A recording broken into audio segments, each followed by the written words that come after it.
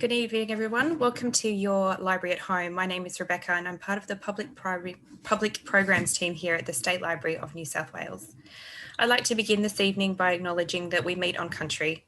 I live and work on Gadigal land and I pay my respects to elders past, present and especially emerging. I also extend that respect to any Aboriginal Australians who may be joining us online this evening. Welcome to one of the first talks, author talks for 2021.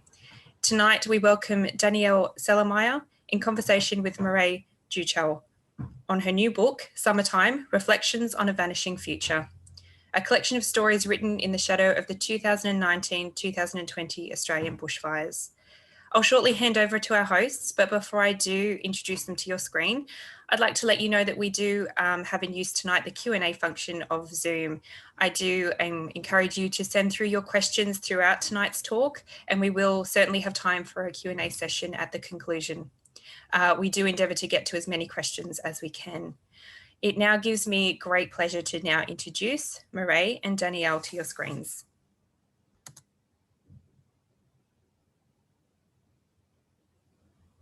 Hi, Danielle. Hi. Hi, Mireille. Hi there. Thank you so much for joining us this evening. We'll hand over to you and thank you again. Thanks, Rebecca. Thanks, Rebecca. Welcome, everyone. Thank you so much for joining us today to celebrate Danielle Celemajer's utterly compelling and urgent new work, Summertime. Hope you can see that. Before we begin, I'd also like to pay my respects to the Gadigal Wongal people of the Eora Nation, the traditional owners of the land on which I'm speaking today, and to acknowledge their ongoing care and connection to land, water and community. Danielle is a philosopher and professor at the University of Sydney. Many of you will already know her work and may have even been taught by her. Much of her scholarly work has centred on human rights policy and advocacy, and she currently leads the Multi-Species Justice Project, which explores how justice might be extended to the non-human world, to animals and the environment. Dani has published 2 books with Cambridge Uni Press, The Prevention of Torture and The Sins of the Nation and the Ritual of Apologies. She's contributed to many other scholarly works. She's a regular on Radio National's The Minefield and The Philosopher's Zone, and has written for many publications, including the Sydney Morning Herald, The Guardian and The Conversation. So please join me in virtually welcoming Dani. Even if we can't see you, we know you're out there, and welcome to the discussion. So Dani, Summertime, Reflections on a Vanishing Future. This is a literary non-fiction that's infused with your years of academic knowledge. It's rich with philosophical insight and reflects on some of the most urgent questions of our time as we look toward the vanishing future of your title. Ooh, have we lost Dani? I can't see Dani. I'm hoping she's still there for everyone else.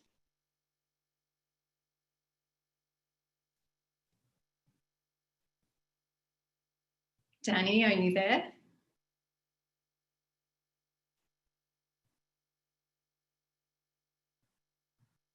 Excuse me while we just check if everything's... Hi, Rebecca, I can't... Yeah, we're just trying to find where Dani's gone. It might be a slight internet connection. We do ask you all to just bear with us for one moment while we try and get her back. Meanwhile, take the opportunity to send through any questions or comments if you've seen the book, read the book, and we will certainly... And just to let you know, the book is available now. It was released on Tuesday, I believe, and it should be in some of your local bookstores. And if not, you can go onto Penguin Random House online and order directly through their website. Perfect.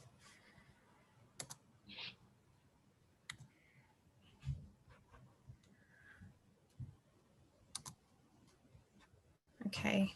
We do. We might just quickly take a pause from the screen for the moment while we try and get Danielle back online. If we could all just, sorry again, we will keep the holding slide up. The event certainly is far from finished, so we will certainly get back to you. So we just ask you to bear with us for one moment.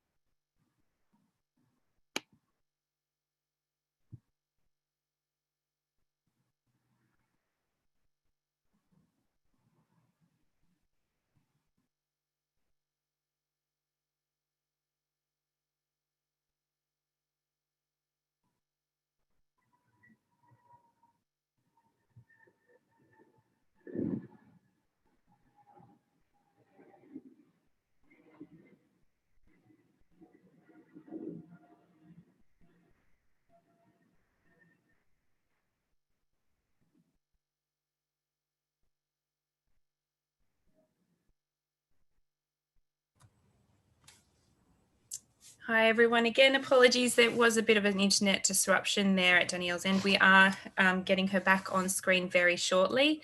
So as soon as she is available, she will make an appearance on screen and we can continue with the remainder of the event.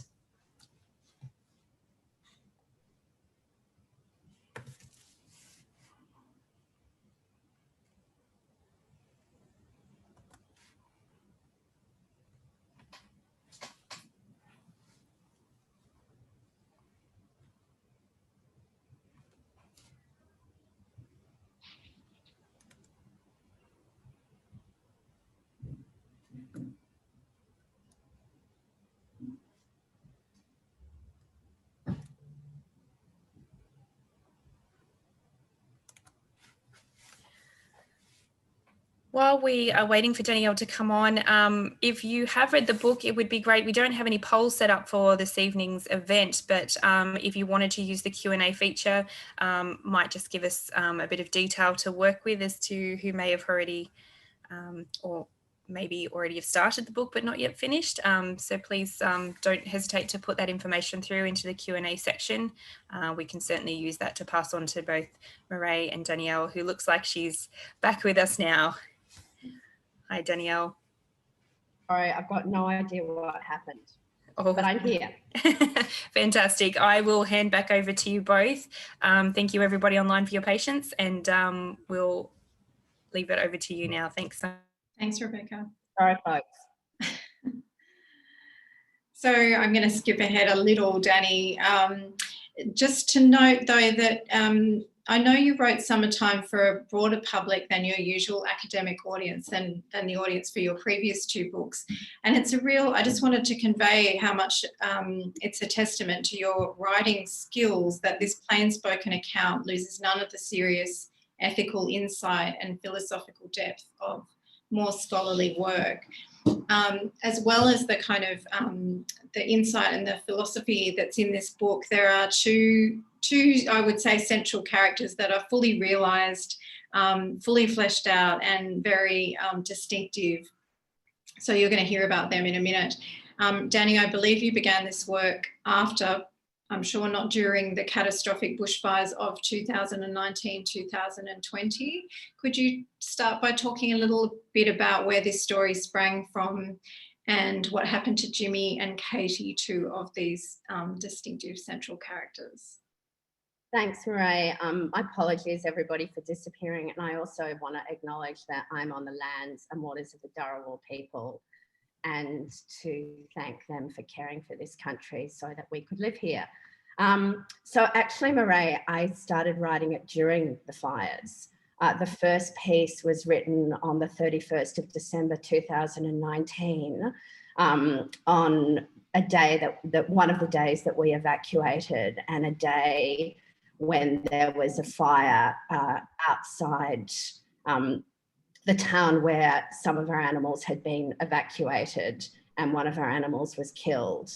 And so that first piece was written in my absolute rage and grief and terror, but particularly my confusion about these two Australias where there were the people all around me who were living in emergency, and then we ended up evacuating to Sydney where the fireworks were on, and that sense of disconnection was so explicit on that particular day that I was driven to write about it. And then I wrote 2 more of the pieces during the fires, and some of the fragments I also wrote during the fires. So it was, that's part of what I think makes the writing so distinct, that there was no separation. I wasn't writing about an event at a distance, but I was really writing from the midst of it, as one of the ways for me to try and make sense of what was going on, but also very much from a sense of political urgency that I wanted to convey just the extremity of the situation and the experience from the inside. That, of course, many people in Australia were having that, but I felt that that needed to be conveyed. Yeah. Just to place us quickly, can you give us a rough sense of where your property is? I've had the good fortune of visiting it, but just for those of us who don't know the geography, whereabouts were you during that time? So we're on the south coast, a little bit inland, and we're in a very, very high valley, surrounded, actually embraced by escarpments. And we're in some of the remnant rainforest of New South Wales, which is part of the reason that the approach of the fire was such a shock. As many people here will know, rainforests that have never burnt before, the rainforests in Dorrigo burnt. And when we came to live here, we were under the naive impression that we were somehow immune from the fires that we know are characteristic of this country, because we live in this very dank, wet rainforest. However, with the new nature of the climate catastrophe, neither us nor anyone else are any longer protected. And so in the 2 years before the fires, those rainforests really turned from being really soft underfoot and full of fungi and all sorts of creatures to being one of the ways that I really knew in my body what was going on was when you would walk on the ground, there was no give in the earth. There was this kind of hardness all around us. So we had watched the world change. Obviously, the change was much more radical in around September 2019, but it had been a more gradual change before that. Yeah, yeah. And that sort of embodied sense of the land and the engagement with the many animals that you rescued and that you brought to that property is, you know, your book is suffused with this kind of embodied knowledge of place and also relationship to animals that I think is really beautiful and very particular. There's a lot of detail there, a lot of sensory detail. And it's really, it's something that I find quite striking about your book, because you blend these detailed and lyrical passages about your coexistence with the land and animals with much larger, bigger questions about our obligation to this natural world. And this scale shifting, moving from the grounded detail to the more epic and abstract questions, is really difficult to pull off in literature. Lots of us are trying. It feels like it is the ground of literature at the moment for those of us engaging with this vanishing future. So balancing that scale shifting is really tricky, but it's one of Summertime's defining features and it's handled with such assurance. So I wondered if you could talk a little bit about how you grappled with that, moving from one to the other, and whether that was difficult or if it felt kind of natural as you were confronted by what was happening to your... It's such a spot-on question, Mireille. It's something that I had thought about a lot before I wrote the book, that stories, particularly stories, narratives about individuals and first-person experience or our experience, our relationships, have an affective weight that abstract stories about the climate catastrophe don't have. And one of the things that I think is critically important in the work that writing can do is not to write about what's happening, because it's not outside us. We are amidst everything. We are part of what's going on. So that's what story can do. But at the same time, you don't want to write anecdotally. I didn't want this to be, you know, my fire story or the story about my animals in the fire. So that art of moving between the immediate and the structural or the abstract was something that was in the background of my thinking. But I have to say, when I was writing, I think because those two were both so present to me, I just moved between them quite naturally. They were both as if they were two figures standing behind me, both demanding attention, because they're both critical to the work.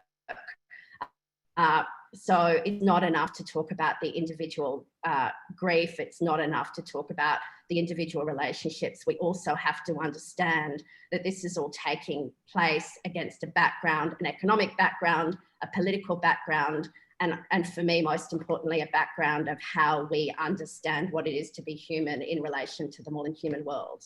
Yeah. Yeah.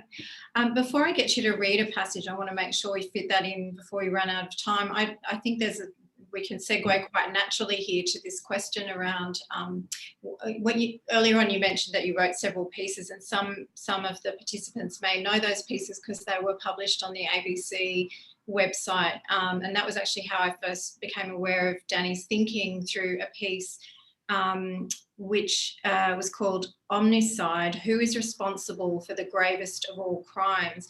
And the reason it so affected me when I read it was that I was grasping for how do we actually describe what is happening. It was the middle of the fires were still going on, I think, when it was published. Yeah. So you began to consider the scale of this disaster. You wrote these pieces, and I'll just quote from this piece. In recent years, environmentalists have coined the term ecocide, the killing of ecosystems. But this is something more. This is the killing of everything, omnicide. And then you proceed to list all the institutions, systems, and individuals responsible for this disaster.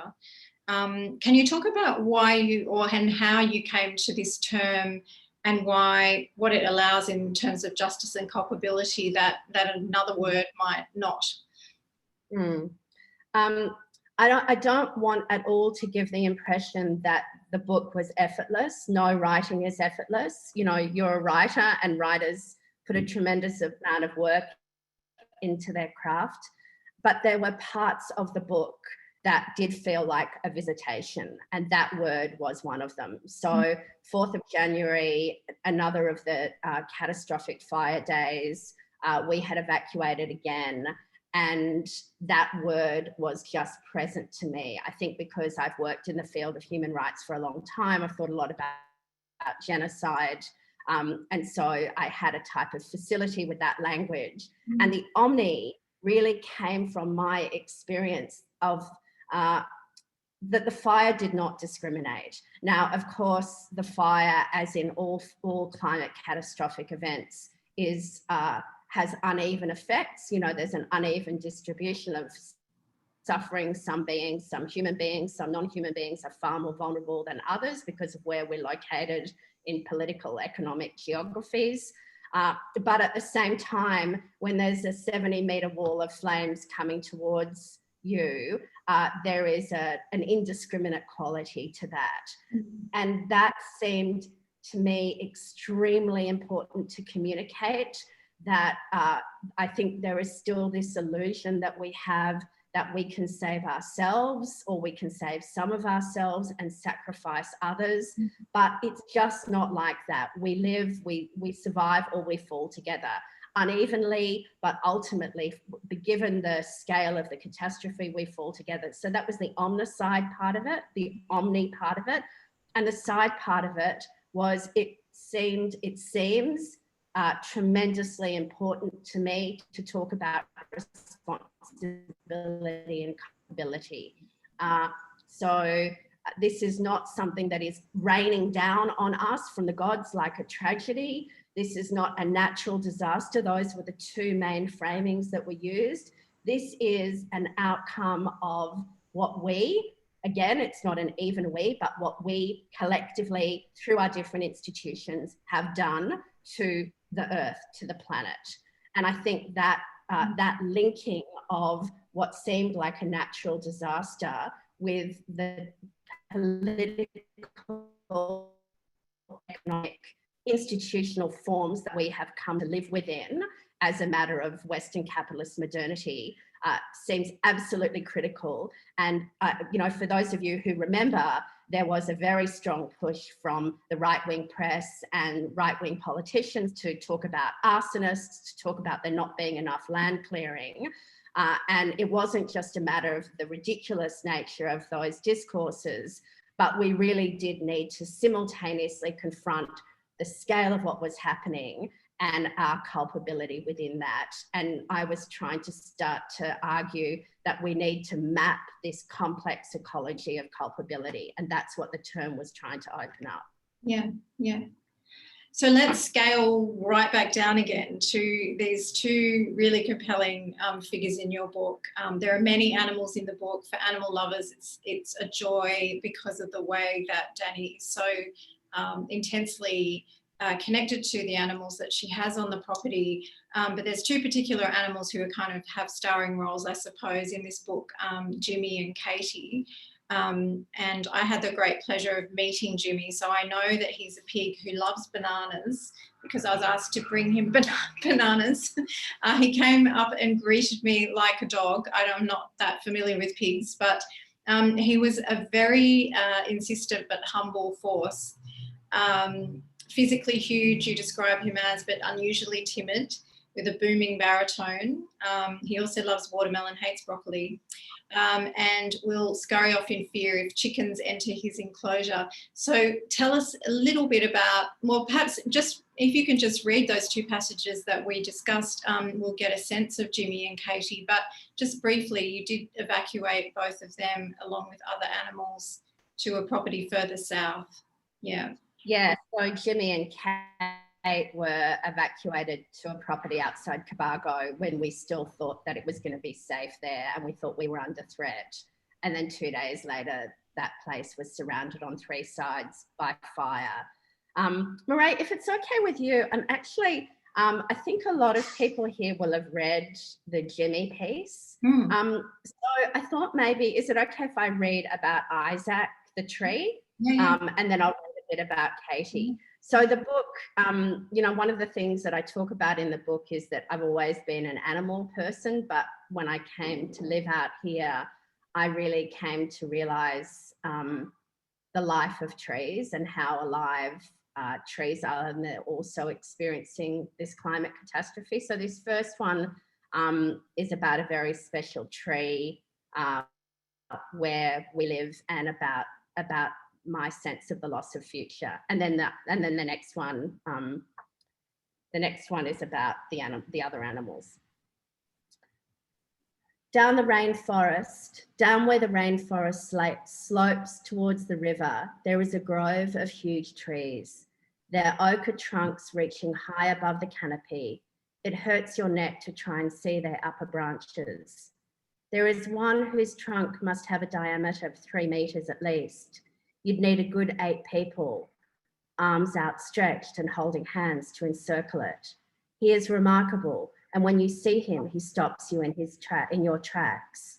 He is also quite evidently part of a larger multi-generational family, not only of the trees of the same species, but also of creepers, bird's nest ferns, other trees, and animals and insects that live in and on him, and the mycelium that stretches beneath and among them.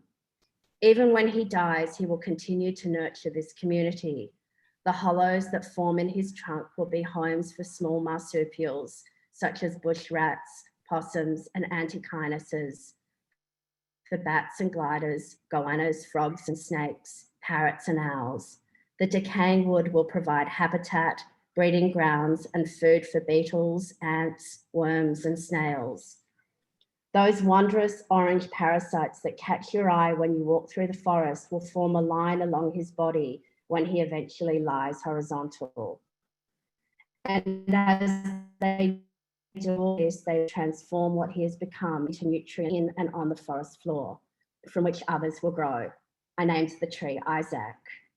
Isaac was my grandfather.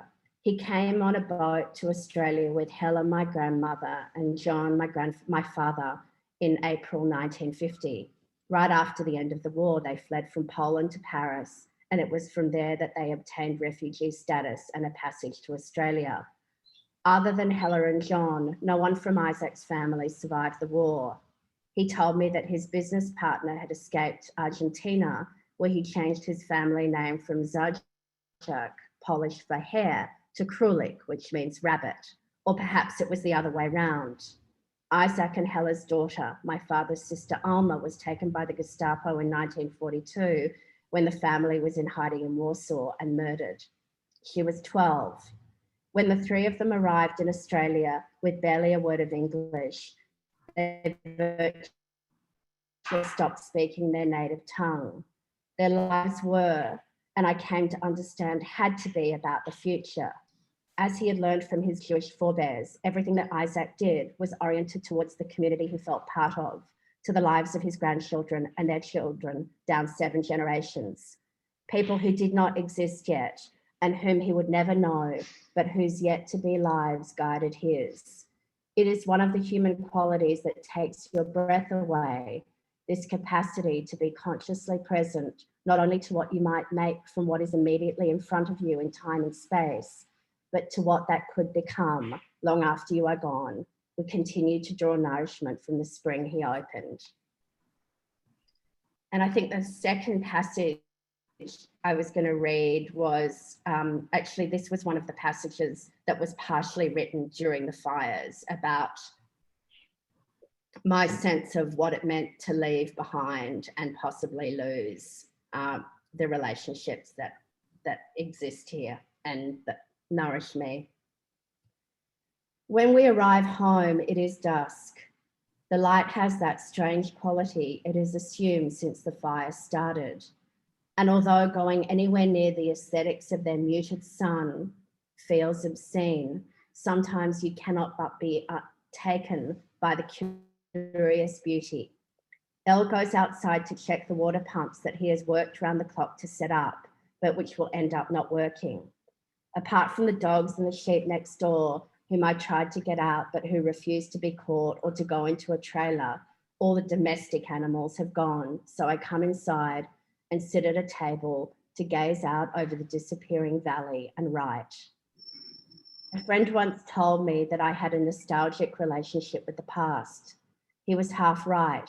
I also have anticipatory nostalgia. I look at them all, the ferns by the pond, the wood and the ducks upon it, the cherry trees that Elle planted for my birthday, knowing I had always wanted to live amongst the blossoms, the birds whose outline I can still see, and also those I cannot but know are there from their dusk calls, the wombats, the wallabies, the echidnas, the snakes, the frogs, the kookaburra on a low branch of the tree by the window, also looking out at them all. I look at them as you can only look upon what you fear you may never see again. If I never see them again, I will not be the same person. And I wasn't. I did see them again, but I wasn't the same person. Thank you so much, Danny. I'm really struck by a particular language that you find to describe, for example, the spectacle of the fires, curious beauty. And a little later in that passage that you're reading, you talk about tragedy. You know, on every page, there's really particular attention to the words we use and what they connote in terms of our political responsibility. So when you talk about tragedy in reference to what happened, not just to your animals, your property, but huge swathes of land, you say it lays bare our finitude and susceptibility to forces beyond our control, even as it reminds us of what it is that we care about. So it has this double-faced tragedy. I need to sit with that for a really long moment and breathe, but it makes me think about the kind of requirement of literature to articulate things that we can't find in other sources, and that literature has a kind of unique ability to talk about the inner life and what's happening to our inner lives. Is that something you were conscious of doing as you wrote? I mean, anticipatory nostalgia is such a rich term as well. I'd love you to talk about that too. I was certainly very conscious of language, and as I referred to earlier, there were two dominant framings around the Black Summer fires, tragedy and natural disaster. And tragedy, although it poignantly evokes the scale and the scope and the depth of the loss. You know, tragedies are something that rain down from the heavens, you know, like a Shakespeare play or a Sophocles play, where humans are like ants on the stage who are subject to something that is happening to them. And again, going back to our conversation about omnicide, yes, we feel like this is happening to us, but we're the agents through, you know, multiple and indirect paths of our institutional behaviour, but we are the agents. And so I felt like it was very important to resist the language of tragedy. And at the same time, you know, picking up on what you said about that two-sidedness, in the depths of that terror and grief, I have never felt such intense love.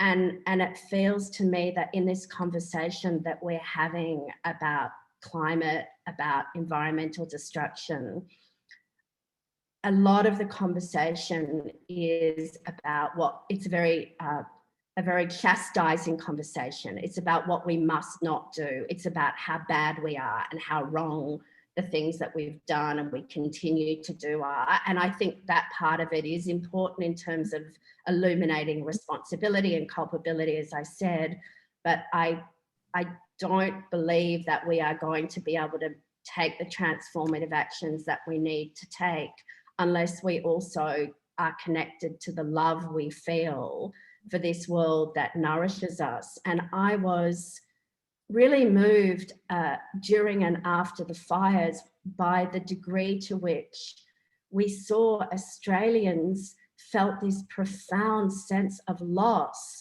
of all of these beings around us who had died. And even though increasingly we're, you know, kind of sucked into this urban consumerist capitalist lifestyle, I think that in that moment of that profound loss, we were reminded that we are of this world, that we love this world, that we love these animals who were burnt to death, that we felt a very deep loss of what makes life meaningful and beautiful for us.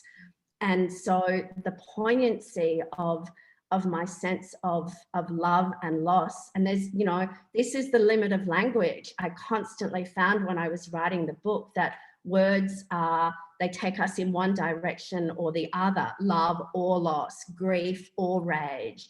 And in the experience of something that is new, what's happening to us, the type of existential threat that we're under, the words are not sufficient. So we need to weave them together in new ways. And I think I'm amongst many writers who are trying to find ways of doing that. Yeah. Can you talk a little bit more about that phrase, anticipatory nostalgia? Because it's a different word from solastalgia, I'm guessing, and maybe you can talk a little bit about how you see it and what it evokes for you. Well, you know, when you're sitting, as I was sitting that evening on the 3rd of January, as the light was dissipating and I could just see, you know, those amazing soft lights of dusk, and in slow time these beings were starting to recede from my vision, and I imagined coming back and them not being there anymore. So there's this fragmenting of time where you're in the present, but you're also projecting yourself into a future of no longer.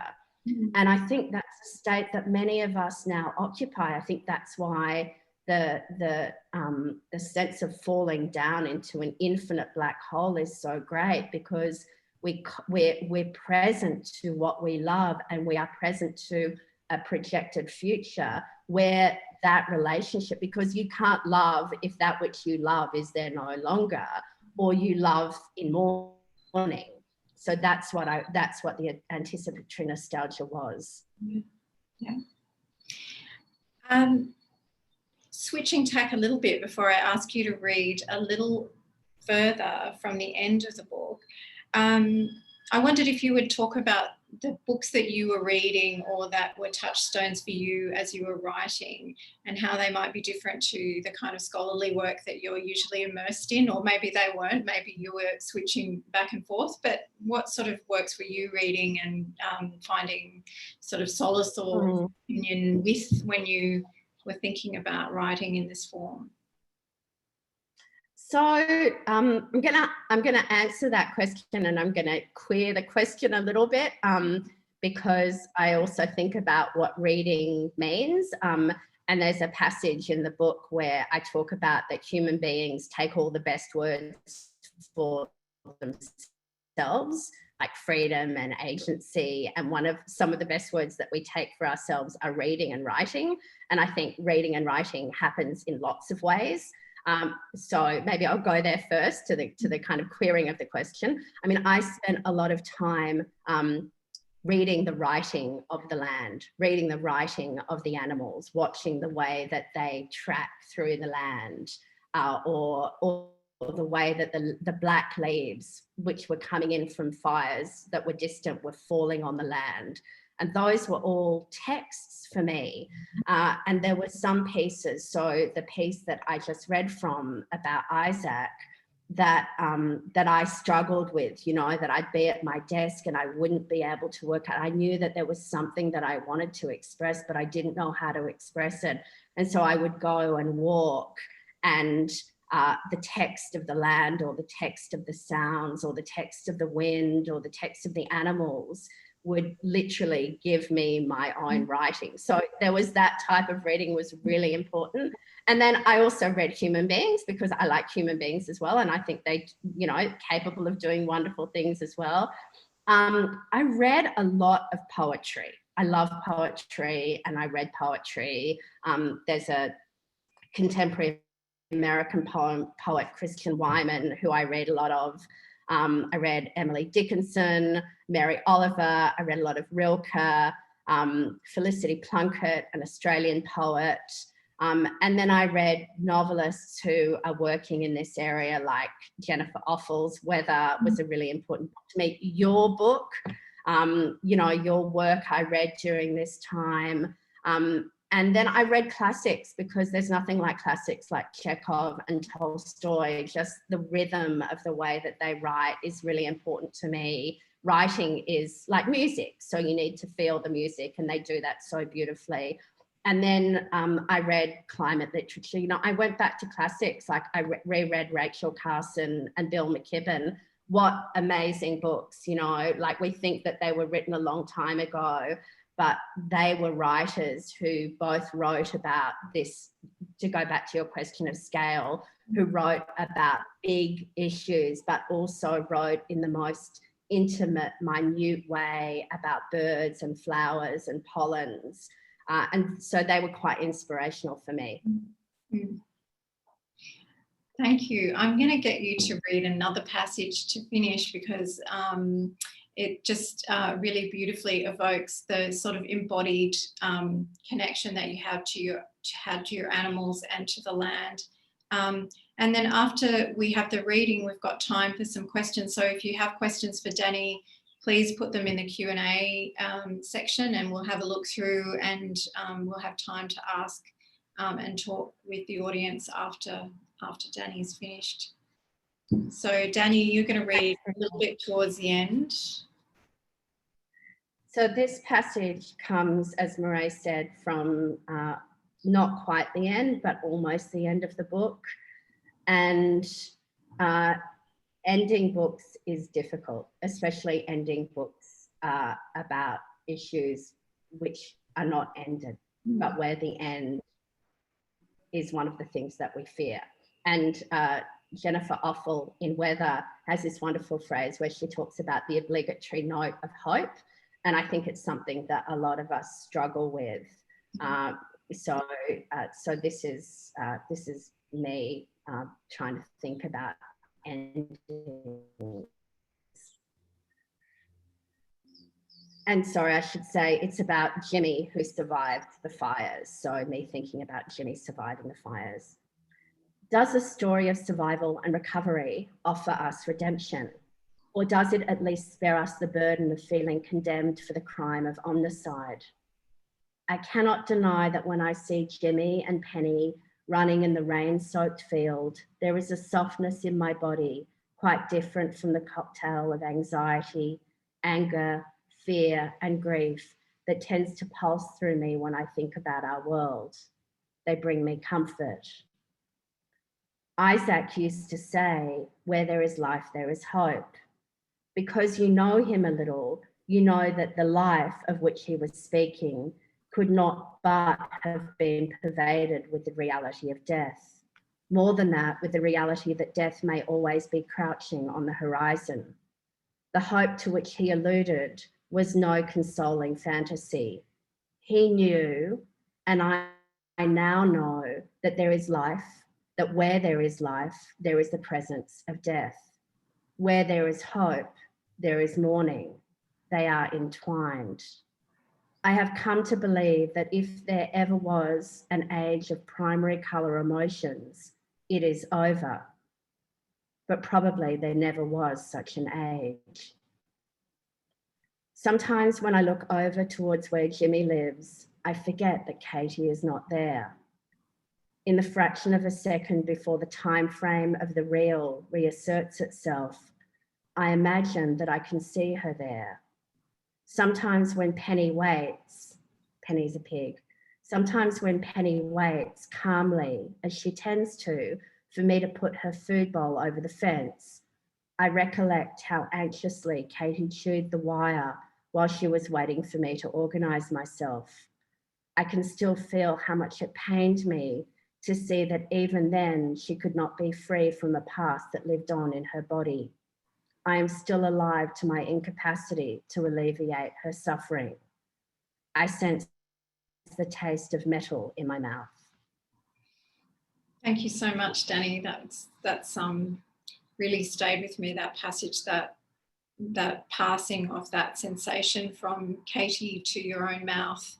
It seems a beautiful place to end, because it's about how you both have embodied an experience that many of us can't imagine. Thank you so much for being with us today and talking about summertime. Shall we go and see if there are questions that the audience has? And if you want to add one, feel free to do so in the chat.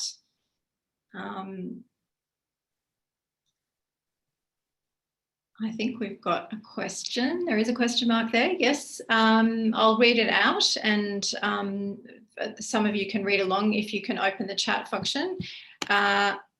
Animal rights appear to be more advanced in Europe than Australia. If I have my facts right, Switzerland and perhaps Sweden have passed animal rights legislation. We seem to be very far from something similar in Australia. You stand the risk of being accused as anti-farmer. How do we build a national coalition for animal rights in Australia?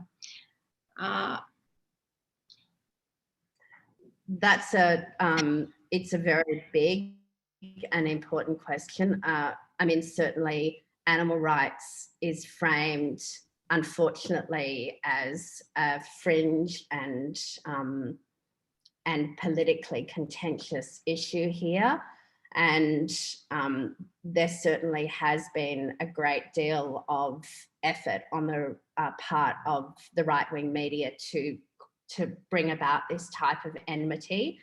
I'm not really qualified to talk about how, you know, animal rights people and farmers can work together. I think I'd rather talk about the importance of us recognising that the sorts of practices that are currently taking place around especially mass animal agriculture are examples of harmful practices for animals, for human beings, and for the environment. So I think the coalition emerges when we recognise that it is in all of our mutual interest to have agricultural practices that that are not destroying the land, the soil, that are not causing massive harm and suffering to the lives of animals, and that are not through deforestation and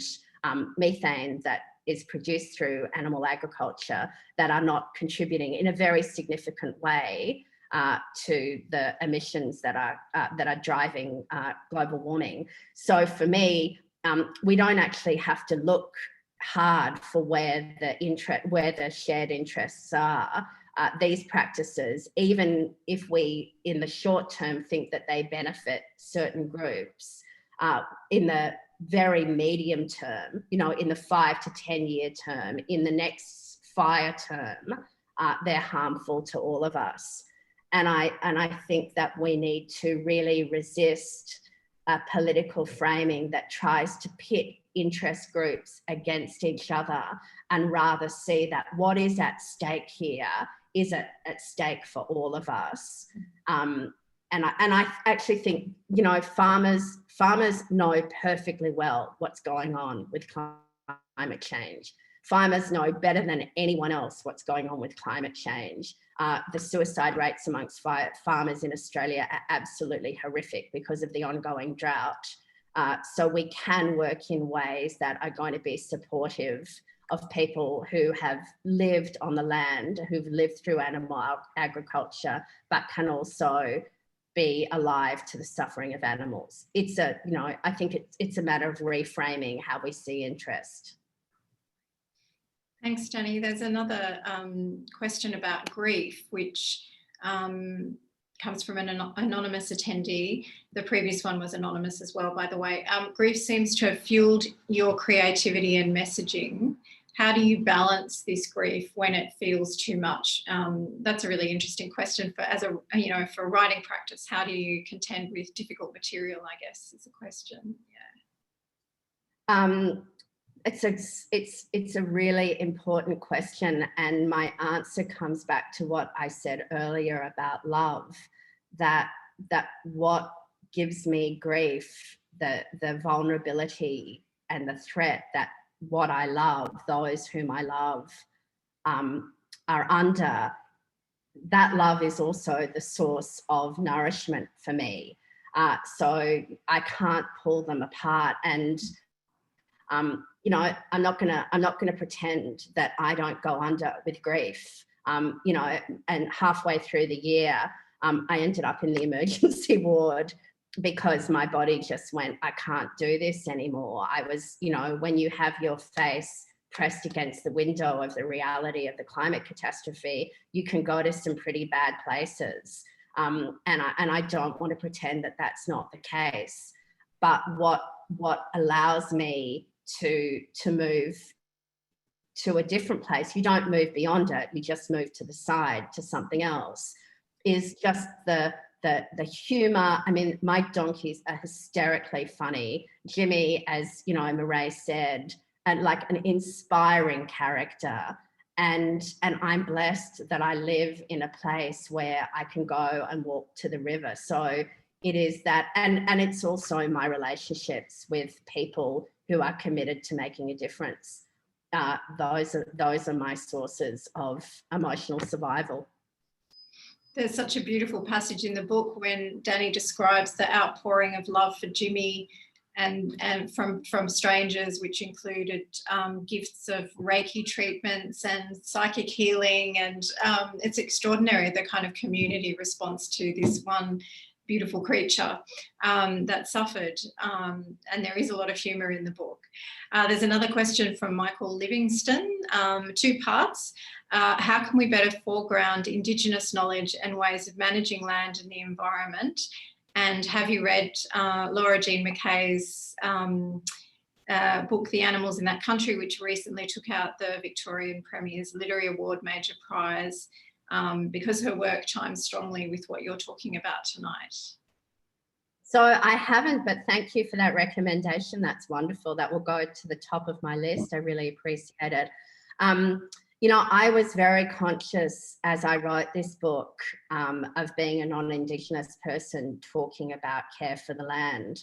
And Mireille mentioned in the introduction that I work on a field that we call multi-species justice. And we are coming very late to these understandings of interdependencies and the profound challenge to our notions of human supremacy and human exceptionalism. So I think a great deal of humility towards Indigenous knowledges is incumbent.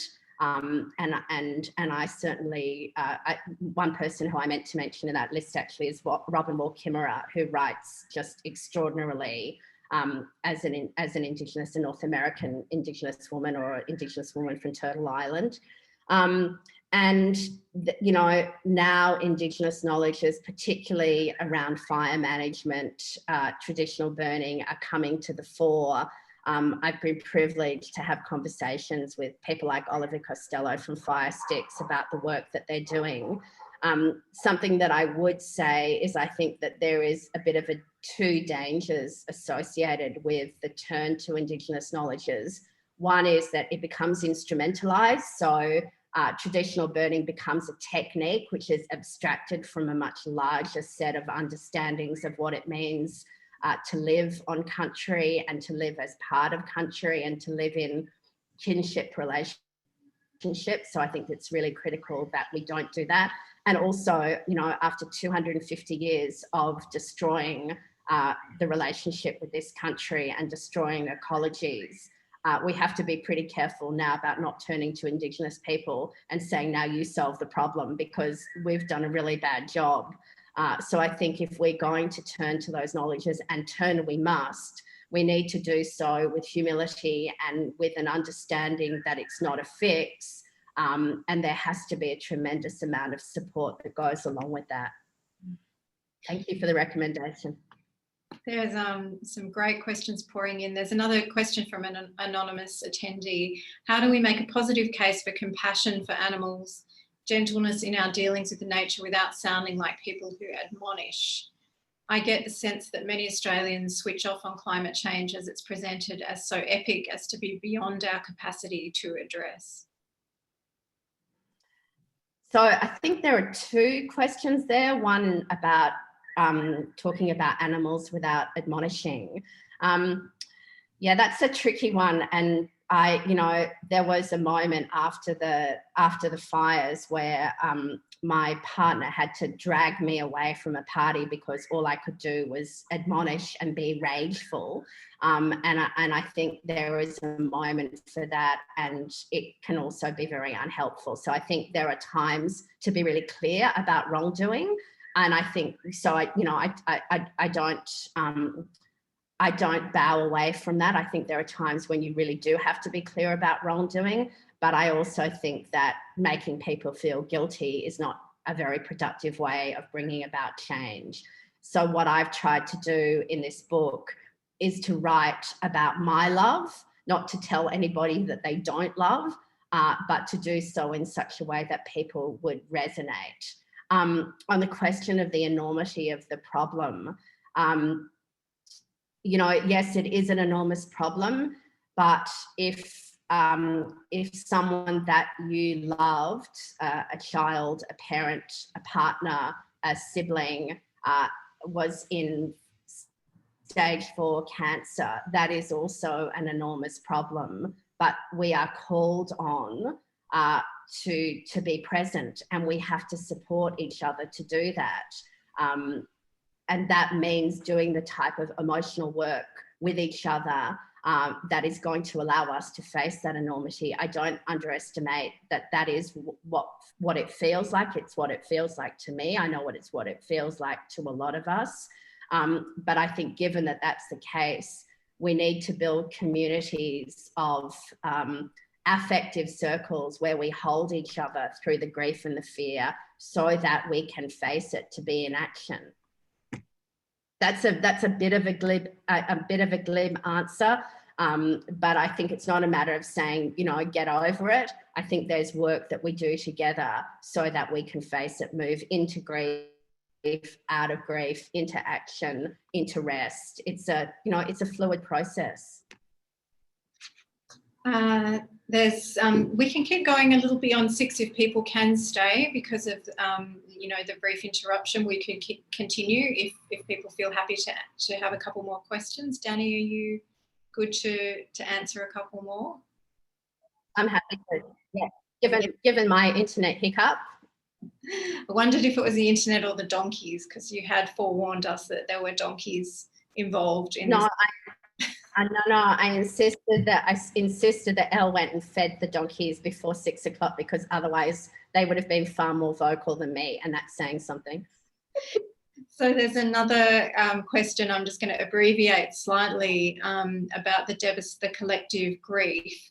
Do you think this visceral sense of loss may be helping some people connect to the very different but also devastating experience of Indigenous people being cut off from their land when Australia was colonised? So might this catastrophe be ground for new understanding?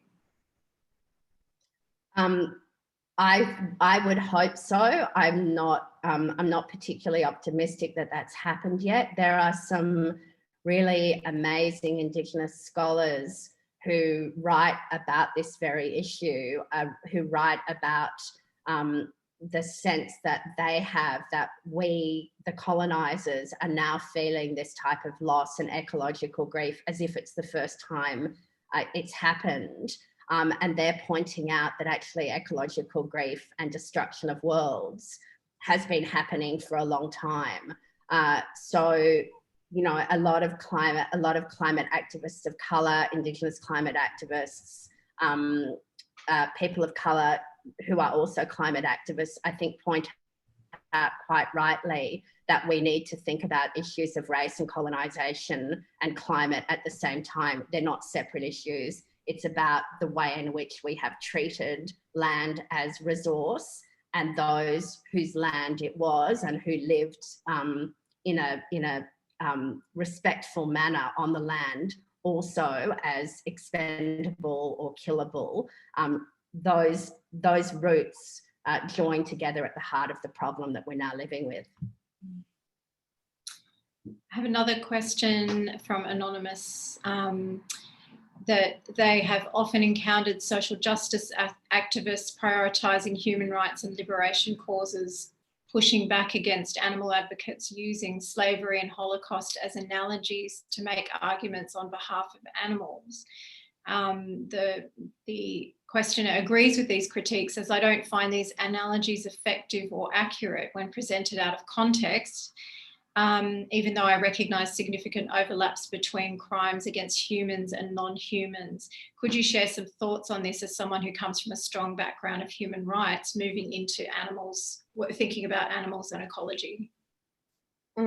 So there were a number of animal rights campaigns that used the analogies of slavery and the Holocaust, and used images of slavery, of lynchings, or images of the Holocaust next to images of factory farming.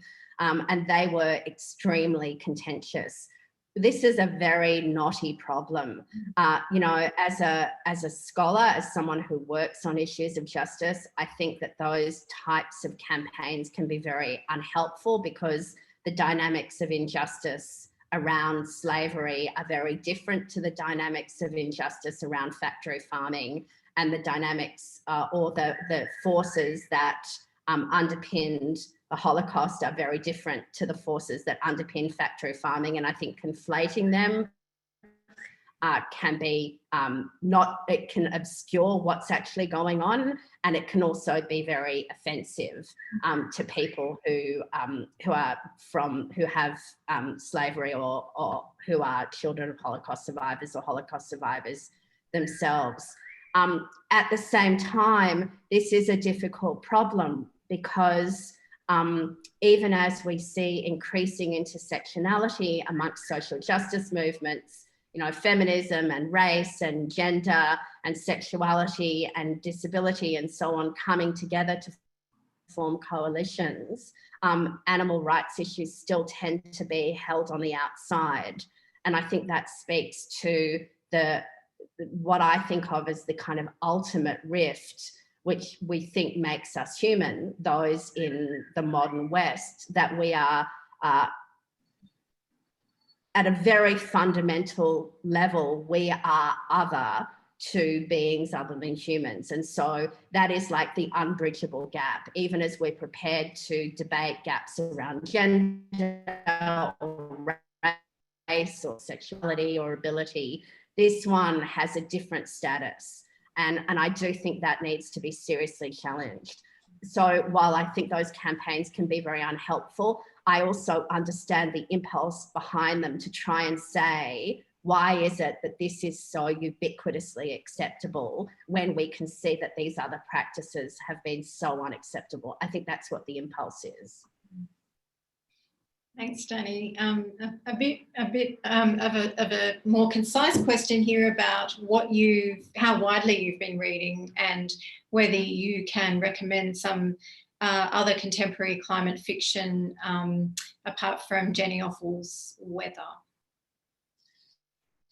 Oh boy, I'm reading Kim Stanley Robinson's Ministry of the Future at the moment, which is pretty extraordinary.